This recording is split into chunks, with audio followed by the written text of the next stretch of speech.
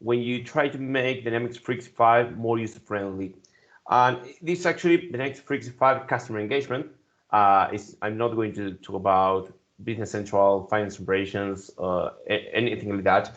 And I could say how to make any model-driven app more user-friendly, but since this is a Dynamics 365 bootcamp, okay, we're going to talk about Dynamics 365, but many of things we are going to discuss today apply also for model-driven apps. There is a few things that are,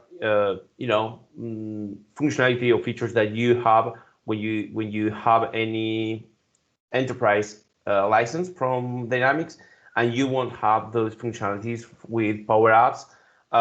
But many of things are really something that you can apply when you think on a model-driven app for users, for the users, and also there's some basic stuff that applies to any implementation, even Salesforce, of course, because there's some approach, there's some basic things that we are going to cover that I think there's always something to keep in mind. So let's get started. Thank you, Raz, for the presentation. So my name is Nicolas Fernandez. I'm Nico Fernandez in short. I've been working with Dynamics and Power Platform since 2014. Of course, back then it was Dynamics CRM. But I started working with no-code, low-code kind of solutions since 2009. And it was with Sugar CRM. That was my first approach to this kind of work. I'm a co-founder of Power 365 Initiative. Thank you, Raz, for mentioning it. This is a project that I have with a few colleagues that we try to empower community initiatives. Some of them are from our own, and some of them not. But we like to encourage people to participate in this kind of stuff. Here are some of my contact information, but of course you can have them on the last you'll have them on the last screen slide as well. So I've been working with pre-sales for a long time. Right now I'm pre-sales manager in a partner in Spain, but I've been working with pre-sales for at least 5 years, I think, in different jumping between delivery and pre-sales. And the problem, to have a good user-friendly solution, a good user-friendly application, it's something that we need to face from the early conversations with the customer, because we need to be sure that they feel like the application that we are showing them is something that they are going to use. It's going to be something that is going to fit with the requirements, and it's something that most of the time, because of the timing of a project, we miss some basic, really easy things to take in consideration. And the idea of this presentation, is to talk about them, discuss about them. If you have any insight that I'm not mentioning, please, the chat is open, and please, join the conversation. And we're going to talk about not only the how, but first, I think it's important to understand why we should be, making Dynamics 365 more user-friendly. And then we're going to discuss different aspects on the how. So the first thing, when you think about why should we thinking, of making a user-friendly application, and we are not going to discuss all the really, top of the head stuff, but the first thing that I think about is that Microsoft invests a lot on making user-centric applications. So if you think of Power Apps, if you think in Dynamics 365 and all the accelerators, or maybe the first-party solutions like sales, marketing, or actually customer insights, you can think, or you can see how they put, the customer in the center all the time. Actually, the user and the customer, both sides. When you think about an omni-channel solution with Dynamics, you can see how the user is actually in the center, because the idea is to make their work more efficient, more easily. So it's to empower the users. It's one of the three biggest ideas that Dynamics has on their DNA. So the first thing I think is we need to think the same way that the manufacturer is thinking when we think about the solutions, because if not, there's going to be a huge difference between native components or native forms and the custom things that we're going to deliver. So what is how can we ensure that we are creating user-centric applications? So I think that the first thing, and it's a really basic thing, we need to understand the needs, but not only the symptom, but actual the problems. We need to ask the right question. This is basic for any consultants on the work, on the day-to-day work. So the customer comes to you and they tell you, okay, I need a sales application. Because I don't know, maybe I don't have the full view of my business anywhere, so I need to gain some control, and maybe that's not the actual problem. You need to start digging a little bit, starting to understand the business, start to understand what are the actual problems, and not only for the business or the IT people, but also for the users, because we can provide a good solution that fits for the business requirements and for IT. But if the user is not, comfortable with the solution, if it's not the way the user actually works, it's not going to be a good solution. So the second thing is always keep the user's perspective in the center of any component that you're going to design, because of what I mentioned just a few seconds ago. And I'm sure that I'm sure it varies in different countries, but at least here in Spain and mostly in Argentina, that I'm from Argentina. So when you go to a park and you can see the sidewalk, but then you can see on the grass all the dirt, because all the people walks make their own path through the grass. And the reason of that is because the people that design the park, they design a park that is really nice and shiny, but they didn't think about how the users are going to use the park, how they need to go from point A to point B. So if you want to have a user-centric application, you cannot lose the user perspective. You have to put it in the center of anything that you are going to design. The third thing is to understand that you need to adapt the platform for the needs. Yes, the adoption part of any Dynamics 365 project is huge, but that's the frame. You need to work with the users to understand the needs in order to provide the right solution for them, and it means that you need to adapt the platform. Sometimes it means that you need to you won't be using some native functionality because it's not what they really need. And sometimes it means that you need to change maybe some of the look and feel of the application only. But then again, you need to keep the user in the center, and in order to provide the right solution. The second aspect, or the second dimension, when I ask myself why, it's for the customer success, because we want every project to be a success. We want the customers to be happy with the project, because we want to grow the customer on time. We want to provide a good experience. And the first thing we need to think, or at least I think we need to think when we want to provide this, it's if we provide those good experiences, it's going to help with the adoption. If you have too many screens, if you have too many clicks to do before you have a result, if the platform doesn't provide you a good experience, it will be harder for the users to adopt the platform, and it's going to attend for the success. So better experiences helps to get better adoption, and a better adoption leads to success, because if the users are using the platform, it's not the only ingredient for success, but it's a huge ingredient, because you can be tracking the right KPIs.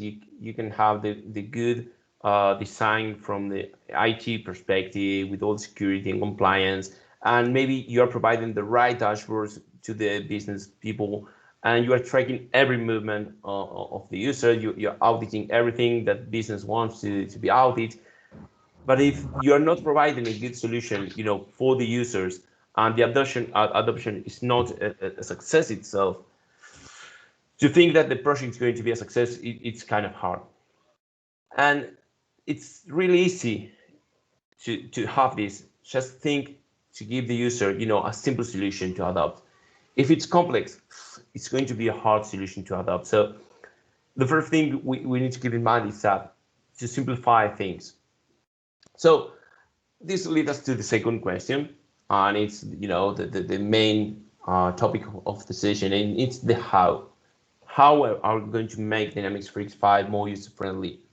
And I try to divide it in different dimensions to analyze, first from the most basic aspects, then from a no-code approach, and of course it means it's only for configuration, maybe some low code. We are going to talk about it, and then the pro code approach. And when I say pro code approach, I know I will mention some things that a little JavaScript is not pro code, but since I'm a functional consultant, I was a functional consultant, so my DNA is functional consultant. Even as JavaScript, for me, it's pro code. So that's my category. So it's no code at all, or maybe a little code or too much code. So if we start talking about the basics, and then again, if we think of what I just mentioned a few slides ago, the first thing to consider is, to keep it simple, keys.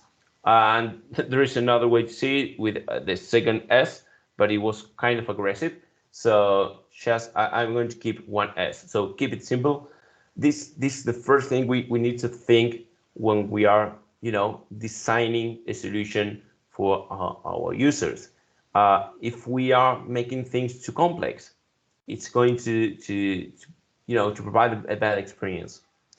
One thing to consider here is, to keep screens as clean as possible. And of course, this applies to anything. I mentioned it. It's not only for Dynamics 365. This is a basic, the basics, best practice for design. If we put a lot of things on screen, if we make, like mainframe screens with 50 fields, to I don't know, 10 subgrids, whatever. If we make a really hard screen, to work with, it's not the best approach. It's far from being the best approach. So one of the things we can do to keep it simple is to keep the screens as clean as possible. Another thing, less clicks, it's better experience. So if, to go from point A to point B, I need to click 5 times. And there is another solution that I need only to click once. Okay, if the solution is the same, but the thing is, I need to open a pop-up, a model form maybe, or refresh the screen and go back, and then it's not going to be a good experience. If I can make it simpler, the process itself, it will help for the users to adopt the solution. And as I mentioned before, this is going to be a better result for the project itself. And then if you are thinking of having the user, on the center of everything, we need to involve the user from the beginning. One of the biggest errors and most common errors is to involve the user when they have the UAT, the user acceptance testing. If you do that, the user is too really late in the process, because for the adoption to be a good adoption, it is better to have them involved from the beginning of the project. And of course, it is completely linked to the next one, is to ask early and constant feedback. There's impossible to think, to have the user perspective in the center and not ask for feedback. It is right now we are, and I don't want to go into that discussion, but we are in the middle of a transformation how we work. Do we need to go with an agile approach for the projects? Should we continue with waterfall? Which methodology is the best?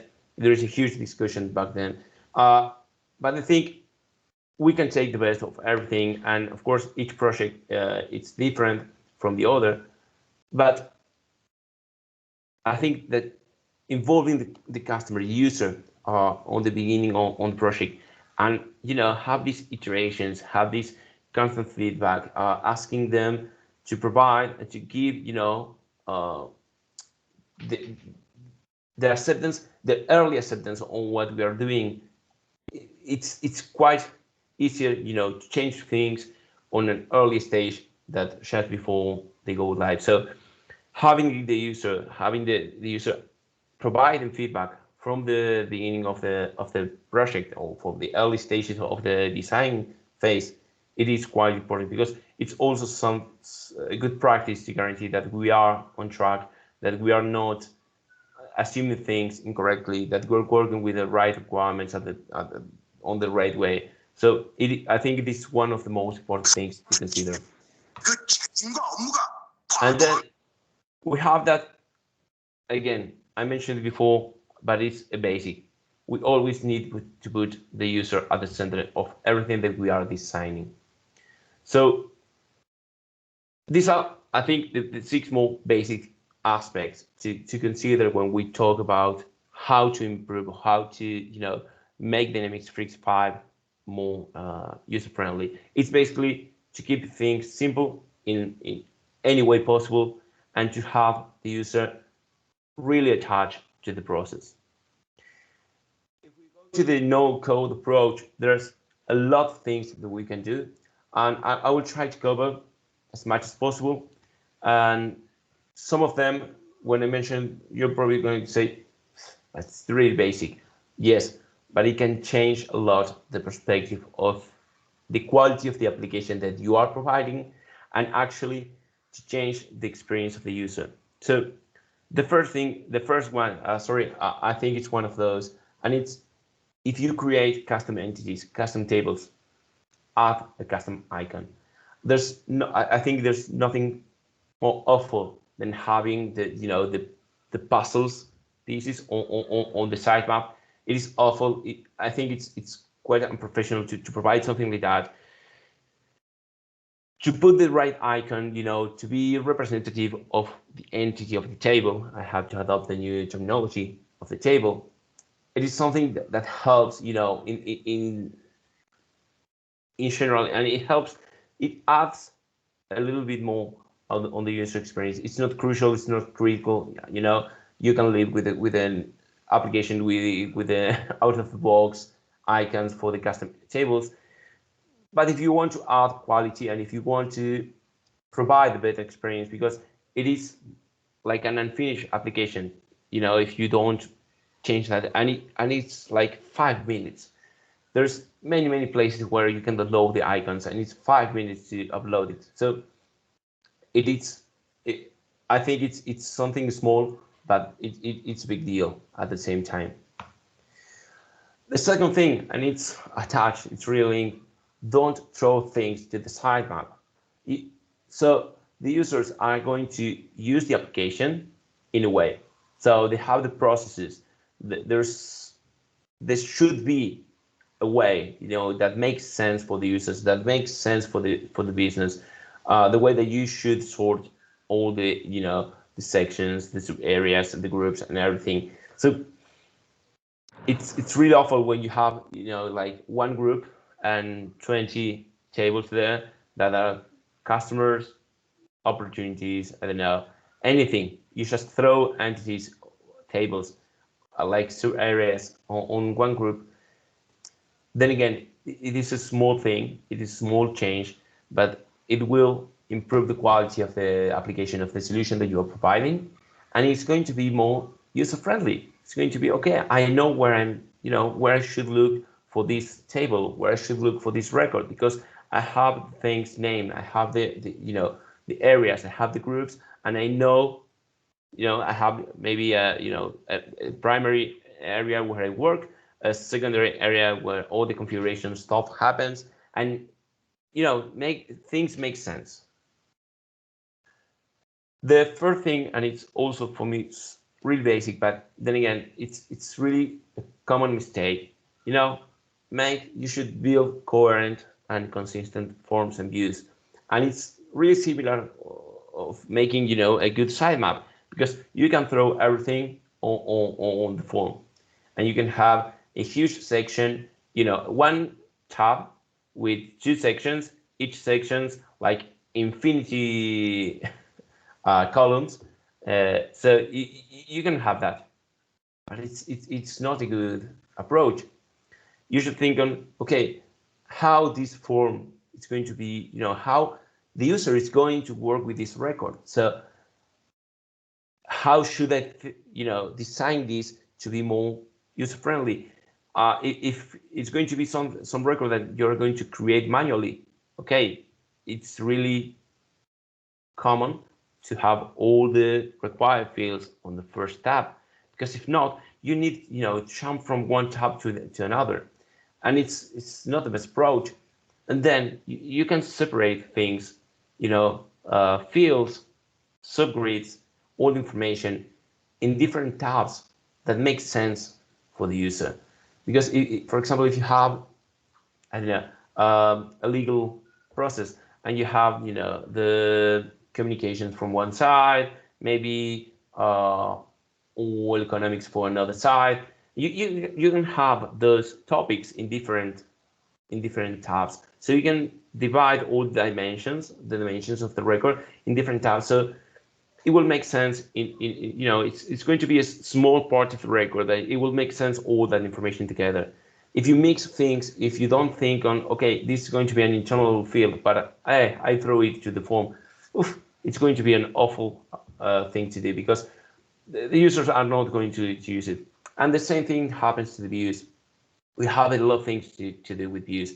We can change how they look. We can make a view editable, and maybe that's the right approach in some occasions. And we should be adding the right columns, on the view. There's nothing more awful than having a custom entity, and they have only the active and inactive views with the name and the created on column. It takes you 5 minutes to make a new view that makes sense to the user.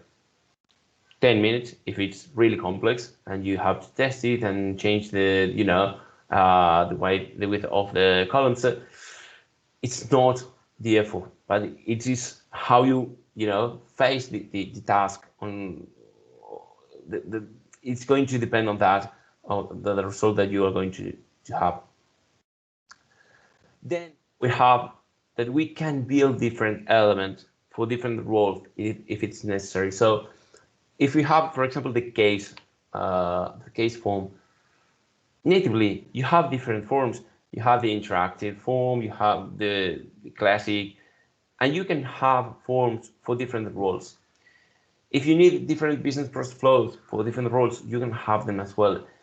You can have an entire application built for one specific role.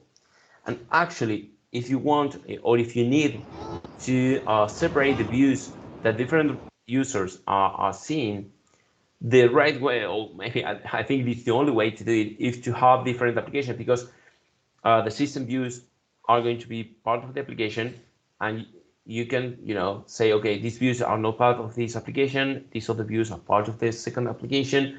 But in one application you cannot say, okay, this view is for these users or for these other users based on the role. So you can play with all of these possibilities to create the right experience, to tailor the application the way the user needs to be. And if you have to make different elements for different roles, do it, because if it's going to help the users to have the right information in the right way on the form, maybe different users need to have different approach to the same information. So help the users by making that happen.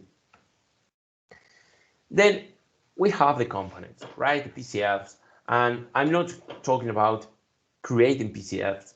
I'm not even talking about downloading one from the gallery, from the community and installing that. I'm talking about native PCFs. We have the Kanban view for opportunities or activities. We have the slider. We have many things that we can use as PCF native components in Dynamics that will improve the experience of our users. So right now, it is It's been 7 years since I started working with CRM, and back then when you needed to to change something, it was okay. You need to code. You need to code. You need to code. That's not supported. It was a problem and another problem, and it was like okay to make a slider. Oof, that's that's not possible. That's not supported. It was like something really nasty to do. Right now, you have native components that with 2 clicks, you can change the experience. You can change how the forms looks like and how the experience of the user is. So do it. Take leverage of that. Don't give the user the classic view without any change. Put yourself in their shoes and think yourself, okay, it's a slider is going to help me here. Okay, uh, do it. Use those components, use the native PCFs, uh, you know, uh, in the best way. Another thing that is quite basic again, but many times I saw you can face the situation where people are not considering these basic functionalities. So if you need to access information in one record and the information is for a parent record, you can do it really easily with a quick view form. And right now there is a component that also allows you to edit. So this is something that again it's really basic, and you can see these examples in native forms. So copy that approach, and use them. Then again to improve how the users are going to work with Dynamics. A few more things, and it's really similar. Quick create forms. I think that there's nothing awful than having I create a new opportunity from an account, and it takes me to the opportunity form, and maybe that's not what I want. I want to create something quick and continue working, or maybe I want to schedule a call and continue working. Use the quick create forms. It will change a lot the experience of the users. There is a huge difference when implementations use quick create forms and when implementations doesn't use them. So be the one that use quick create forms. You will see the improvement on your users. Actually, right now you can use also the model forms, and I should add it to this presentation because it is similar, because it will not make you lose focus on the primary, on the primary record. You have a model form, you can create something with a full form with a model experience, and then you close it and you continue working. So use those type of things. They're really easy, they're really good for the user, and then again, it will change the experience on how they see the quality of the application that we are providing, because a better user experience, it's associated on the quality of what we are creating. So then we have business rules. And then again, this is quite simple, but we can change the behavior on the form, for example, based on different conditions. And this is again something important to keep in mind, because maybe a business rule is not enough and we need to jump for some custom coding, and we'll talk about them later. But in many scenarios, a business rule is good enough. You need to to shed something. You need to make a field mandatory, required by system, or maybe you need to hide fields. You need to delete the content of fields. All the stuff that you can do with business rules will help the user to work better with the application. So it's really easy then again to configure. Most of the things that I'm mentioning are really easy to configure, but the important thing is to understand the best way to do it for the customer. Another thing, use the field mapping in the correct way. So when you are creating a child record from a parent, you can make the field mapping. So you can map fields from the parent to the child, and this is something that can improve the experience again, because you will be giving them the possibility to not, repeating information, because something that the system will do automatically. Do not abuse of this, because that's why I say the correct use. Another approach is, when you can do this is, to send many information, and many people do it because it is easier for reporting. Let me air quote that. Yes, of course, if you can have, a plane that the model is, it's easier for reporting, of course, but it's not right. So use it correctly, and also understand the limitations of everything that I'm mentioning. For example, the field mapping I'm mentioning, it works when you create a record from a parent record. If you create a record from scratch and you say, okay, this is my parent, it's not going to retrieve information. So keep in mind that because if field mapping is something important for the project, you should, force the users to only create records from a parent record, and we'll talk about a few ways that you can do that. But one of the ways, you can customize the ribbon. So you should be, taking maybe the new button, so they cannot create a new button from scratch. So you need to understand the requirements, as I mentioned before, and you need to implement them in the best way possible.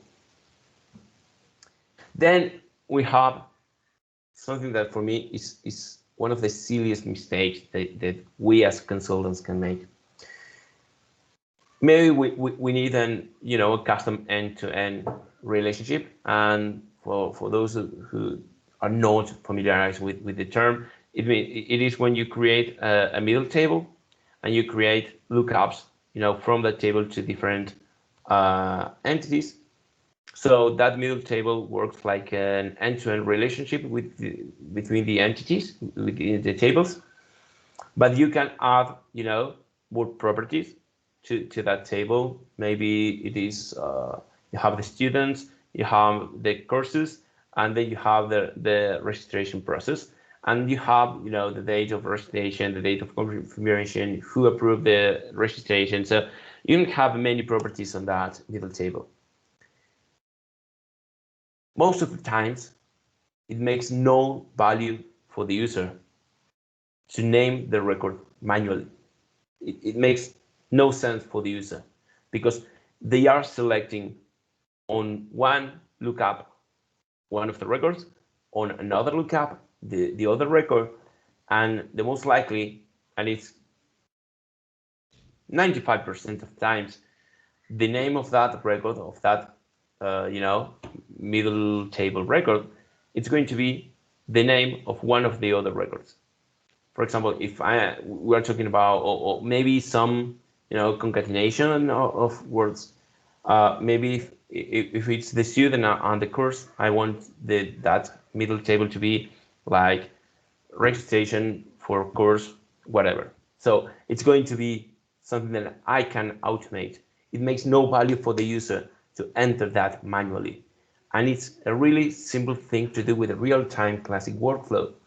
Then again, it's 2 minutes, not not even 5, 2 minutes, and you can improve the experience of your users with this small tip. Then we have the theme. You can add, custom colors to the navigation bar, to the links, and you can add the company's logo to the platform. It's a simple thing. I know it's really simple, but then again, it helps to feel like the application is my application. And this is the low code point on these bullets, and it's use embed Canvas app to improve usability. There's many scenarios where you can do that. I don't like the sample scenario of the contacts with the faces and that, but you can do it with, for example, if you need to change the behavior of the SharePoint, native SharePoint subgrid, you can do it with an embedded Canvas app, and you can leverage that to modify properties in SharePoint from Dynamics. And that's something that you cannot do from Dynamics with the native component. So it's something you can do really easily. Really easily. It's something you can do with Canvas apps to improve some scenarios, some use cases, and use embed Canvas app for that. Another thing is, and I'm not going to talk about something that it's customizable, but it's something more like configuration. There's many functionalities that you can use to improve the usability of the application, from routing rules, queues, dashboards, many things that if we think about them, we can improve the way that the user is working. So when we think about the user-friendly application, it's not only about the UX, the UI. It is also on how the user is going to work with the application. So if we can make their job more easy, it's going to be a more user-friendly application as well. If we can provide a good dashboard where they can see everything they need to see, it's going to be a good approach. It's going to be a more user-friendly application. On the other hand, if you don't have a good dashboard and to have the full view of their shop, they need to jump from one dashboard to another, export from Excel, use a chart with a view. It's not going to be a user-friendly application. That's the idea of this point. Another thing is to leverage some embed Power BI dashboards and reports. And there's a few things here to consider. You can have it, as a dashboard, and you can have the great experience there. But you also can have like a contextual report on a form. So it's something you can do. There are many blogs about it, explaining step by step. So if you have, a requirement that people need, stronger 360-degree view of a customer, for example, and you need to add a report, a Power BI report, you can do it, and you can pass, the context of the customer, so all the information is going to be filtered for that customer. And I'm telling you about the customer, but it's regardless of which record you're using, on which form you're embedding the report. And the last thing is leverage on the AI capabilities.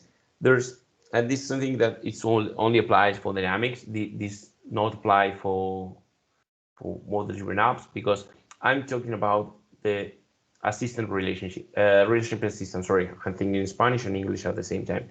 The relationship assistant. I'm talking about the email engagement. I'm talking about the auto capture. These free functionalities, they are included in Sales Enterprise and Customer Service Enterprise, and they can make life easier. Of course, if you want to extend them, you will need another license and everything. But you can have some actionable cards on your dashboard that reminds you all the important things that you need to do today. And they are actionable cards, from who are the people you are going to meet today, to maybe some accounts that you're not taking any action in a long time. Maybe you have an opportunity that is close to to the due date. There, I think it's more than 40 different alerts that you can enable, you can activate, and you can change some thresholds and everything like that. So you can customize a little bit those alerts. But the thing is, you can add these by clicking 3 times. So it's something that from the consultant perspective has no effort, but for the user perspective means a lot. Auto capture will help the user, to work directly with Dynamics, and if there's something in the exchange that they miss, they will see it in Dynamics, and they will see the possibility to track it from Dynamics and to share with the rest of the users. And with email engagement, this is something I really like, because all the tracking that you have with Dynamics marketing, the marketing automation, solutions or the email marketing automation solutions, you will have it with the one email. So when you send an email to the customer, maybe with an offer, you can track if they open the email, if they open the attachment. So you can track all the information and you can make follow-up alert on that. So it is a really, really strong solution that you have to enable to the users. And then again, it has no effort for you as a consultant to activate it. Then we jump to the pro code approach. And of course, I mentioned to you, my DNA is functional consultant, so I'm not going to deep dive on this. But yes, of course, if you need to, to bring the big guns, you can do it. And I think the queen is right now the PCFs that you can add in any kind of application, model-driven app, Canvas app, portal apps. So you can change the behavior, you can change the experience, you can work with views, you can work with fields. So it is a lot of things that you can do.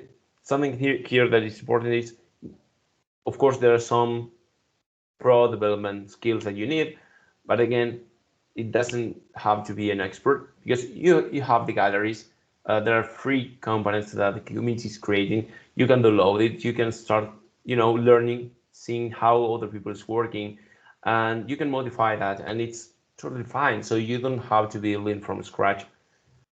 Another thing is the custom logic, and I prefer to say custom logic because it includes a lot of things. It includes JavaScript, the client logic like JavaScript, and it can also include some validations on the server side like plugin. So you can play with different types of developments, adding logic to the process so the user has a more easy way to work with. Then, and this is something that is going to change. It's going to be a no code, low code approach. But right now, if you want to change the ribbons, you need a little, coding. It's not complex. I know. Again, I know it's not pro code hard, thing to know, but a functional consultant doesn't have skills to do it. The last thing, of course, you can add web resources as much as you want to improve the experience of the users. And of course, PCFs are killing some web resources approaches from the past, but then again, you can add it on dashboards, you can add it on forms, you can leverage that, and you can connect with external systems with that to help the user experience. So for me, these are the key takeaways. The first thing is making an app more user-friendly impacts on the success of the implementation. This is something that I already mentioned.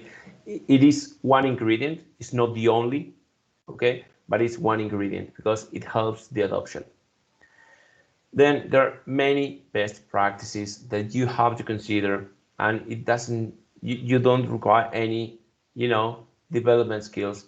It's just some best practices on how to approach the problems, how to take advantage of what Microsoft is providing us as a configuration solution, like a quick create form, something like that. That's not something that we should be missing on our solutions because it's there to use and it's quite easy to create. Then you don't need actually code to provide the friendly application. You can do it, and I try to, not only because my DNA is a functional consultant, but also because I always like to mention that if you need coding, you can have it, but the no code or low code approach is actual there. So you can have really, really amazing improvements on your applications without the need of code. And of course, with PCFs and Canvas apps, you can tailor the experience of your model-driven app or your Dynamics 365 customer engagement application in any way that you want. So there are two great components that you can actually put them together to work with different use cases, maybe leverage on the PCFs, capabilities on one side, and it can work with the Canvas app. There's a few examples that we create for customers. And then again, there are two great components that right now we have and that they didn't have in the past. So that's everything for this session. I want to leave a few minutes for questions. Here's a few ways that we can connect: Twitter, LinkedIn, Instagram, Facebook, my email. You can reach me anywhere. And I only have to say thank you for being here today. The ones that are watching this in stream, the people that are going to watch them on demand on YouTube. Thank you everyone for joining. Sorry. Thank you, Nico. Awesome. Are there any questions? I have to say, Nico, what you've covered today, often it might sound quite simple, but it's often the thing that's probably the most outstanding for end users. And often when project teams overcomplicate a project, they often overlook the things you've mentioned today. So thank you so much for re-emphasizing those points, which often are overlooked and have a very, very significant user experience impact, right? Totally. You say when the project team try to over complex solution, they are missing many of these things, and then when the project is off track and maybe there's already some impact on the planning, and you start working like a bull, right? You try to get to the final the last task, the last task that you have on the planning, and you're missing some easy things like make a form that makes sense for the user. That's a really common mistakes when the projects are already on fire, and they only add some gas to the fire. That's great, Nicholas. Yep. So there are some questions I can see in the chat window. First of all, lots of great feedback for you. It was a great session. Thanks from Shaquille, and thanks from Sharma as well. Rajesh is saying the no-code approach slide, point 15, leverage from embedded AI. Can we get some links for it to look into more about its capabilities? Yes, of course. The embedded AI that I mentioned are the three capabilities that I talked about: the relationship assistant, the auto capture, and the email engagement. Yes, I can search for a link and share it with you on the chat.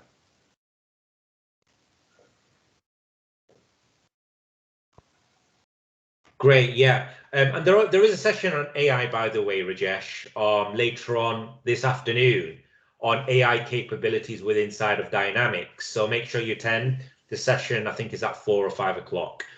Next question is by Vicky. This is all music to the ears of support consultant. Keep it simple for the customer. Totally. That's excellent, Vicky. Yeah. So Nicholas is working hard on making it easy for the customer and easy for support consultants as well. Fantastic. Imtiaz, fantastic, Imtiaz. Imtiaz saying, thanks, Nicholas. I agree. It's the basics that people get overlooked sometimes. Yes.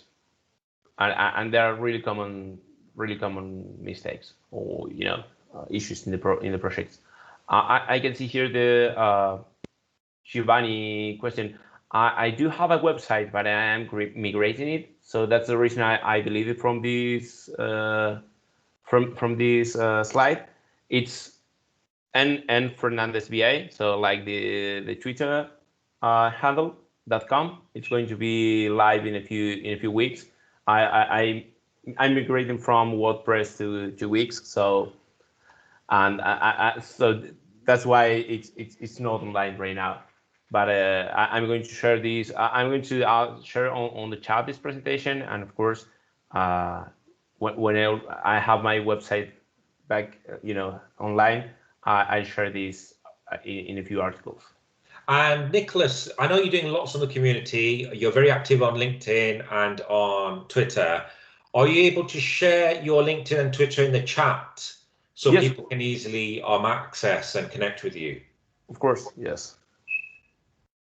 Fantastic. So once again, for all the attendees, the things that Nicholas covered today, as everyone's mentioning on the chat window, are the simple things that are often overlooked. And essentially, that really what Nicholas is really doing is really emphasizing the importance of that and never to trivialize the importance. Because at the end of the day, IT projects are dealt with and people often spend a lot of time on the governance aspects, on the very technical, challenging aspects, and then the users don't really benefit from that. And so, what Nicholas has really highlighted is what the user really feels on a day-to-day basis when they're using the system. So it's very important. And Cheryl, a nice feedback from Cheryl as well, saying really enjoyed, and she's mentioned the term KISS principle.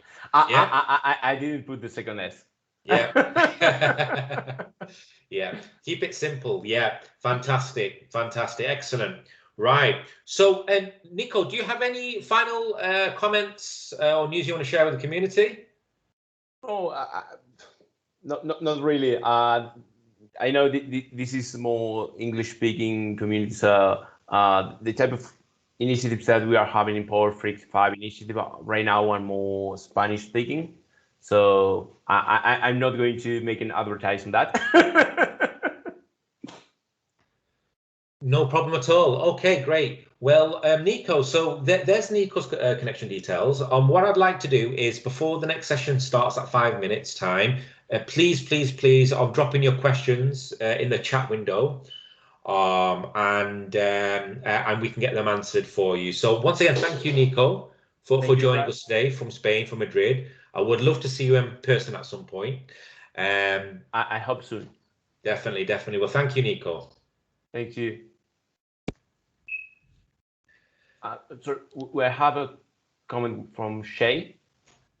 He said that there are many customers who ask for features not possible in the MX365. So what shall be done in that case to apply no-code approach? It is a complex question, Shay. So there's many things that are not supported, and many things that there is no code approach solution. So I like the no code approach, and I, then again, as a functional consultant, that's my first approach. Actually, my first approach is to adopt. My second approach is to customize with a no code approach. But if you need to develop things, then again, the platform allows you to do that, and that's why I really love the platform. I really love the no code pro code unite initiative, something like that. I think because it doesn't have to be no code everything. If you need to develop, just develop. So there you have it. And generally, just to answer your question, Jay, the general principle is the 80-20 rule, right? So ideally, you should be able to do most of what you need with low code or standard features. And if it gets to the point where the general principle is if you're doing, say, more than 20 to 50% custom code, then there's a problem there. Maybe you're not using the product to its correct use case. Would you agree, Nico? Yes, totally. Yeah. Totally. So that's an important principle, Jay, that if your project requires so much customization where it's going above 20% of the efforts of development, then it comes into question, are you really using this application? Is it fit for purpose? Because you're not really going to benefit from the tools otherwise. So that's one thing to consider as well. So thank you, Jay, for your question. And again, thank you, Nico. Gracias, Nico. Buenísimo. Fantastic. Muchas gracias a vos. Fantastic. So people from around the world joining us today. So that's a great session. So once again, thank you, Nico, for joining us all the way from Spain. And we have another international MVP joining us all the way from Australia in the next 3 minutes. So before he joins, What I will be. Oh, we have Sahan already, so we can see Sahan. I'm already here, Raz. Looking Nice good, to see looking good. You're looking like you're ready to blast off on your spaceship with your Oh yeah. very limited edition MVP swag. That's really good. That's really good. So Sahan's joined us all the way from Australia. So Sahan, so whilst we've got 3 minutes before your session begins, tell us how's life in Australia for you right now? In Melbourne it's good.